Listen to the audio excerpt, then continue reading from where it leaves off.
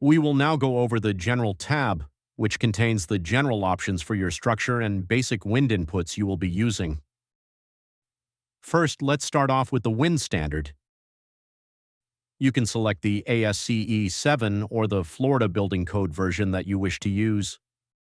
The last two digits represent the year that the standard was published.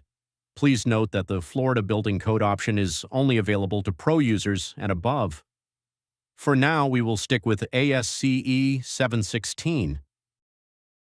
Next, we will specify the basic wind speed. The wind speed that is entered must be consistent with the standard that you selected. To determine the appropriate wind speed that should be used, locations in the United States may use the link that is provided to access the ASCE Hazard Tool. On this site, enter your location, standard version, risk, and then check the wind option as well as any other options you wish to obtain. Alternatively, there are wind maps in the standard that you selected that you may reference to obtain a wind speed, but generally the hazard tool is the simplest option. For this example, we will enter 150 miles per hour for our wind speed. Moving on, we have the exposure classification.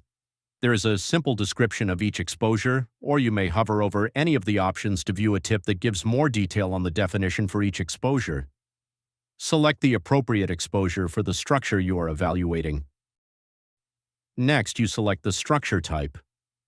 The structure type window is not the same for all standards because as standards evolve, they include more options, and so later options tend to include more structure type options. For example, ground-mounted solar panels were added in ASCE 722, therefore you can only see that option if you have ASCE 722 or later selected. The structure types shown are the basic structure types that are directly addressed in the standard. Many times you have a structure that is not addressed, or it's a combination of different structure types. This is where you have to use judgment in determining the best approximation of your structure, or possibly combining multiple analyses to try to simulate your more complex structure.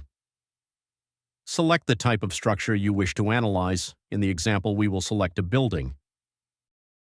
Next, we select the basis for wind pressure. In ASCE 705, wind pressures were based on ASD or service loads. Starting with ASCE 710, the standard switched to LRFD, which gives higher ultimate pressures. This change caused confusion since many industries were accustomed to ASD values. To address this, we provide an option to choose the basis. In ASCE 722, the calculated wind pressures are LRFD. If you use them in an ASD load combination, the code applies a 0.6 factor. So when you select the ASD option, the program multiplies LRFD pressures by 0.6 to give the equivalent ASD values.